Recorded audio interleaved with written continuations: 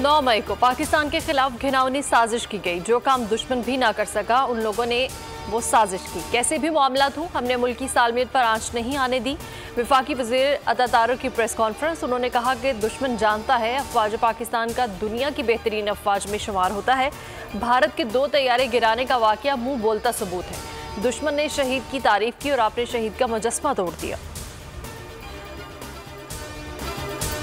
इंतशारी सियासी टोले से कोई बातचीत नहीं होगी, सिर्फ एक ही रास्ता है, नफरत की सियासत छोड़ने का वादा करें, कौम से मुआफ़ी मांगे। तर्जुमान पाक फौज मेजर जनरल अहमद शरीफ का वाज़े पैगाम। DGISPR ने मुलव्वस अनासर के वीडियो सबूत आवाम के सामने रख दिए। प्रेस ब्रीफिंग में कहा कि 9 मई करने और कराने वालों को आइन और कानून के मुताबिक सजा देनी होगी।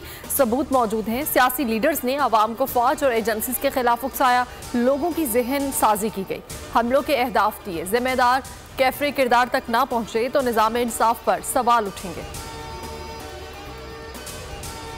9 मई साजिश थी, निशाना बानी PTI थे। हाई कोर्ट में गिरफ्तारी की फुटेज सामने लाई जाए, वाकयात पर जुडिशल कमीशन बनाया जाए।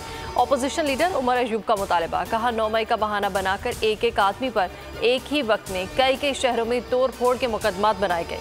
एक्सरे मशीन और मोटरसाइकिल चोरी के मुज़ाहका खेज केसेस बनाए गए। बोले बानी PTI किसी सूरत सौदेबाजी नहीं करेंगे। आइन में वाज़े लिखा है कि फौज सियासत में दखल अंदाजी नहीं करेगी। आइन पाकिस्तान को कागज का टुकड़ा ना समझा जाए।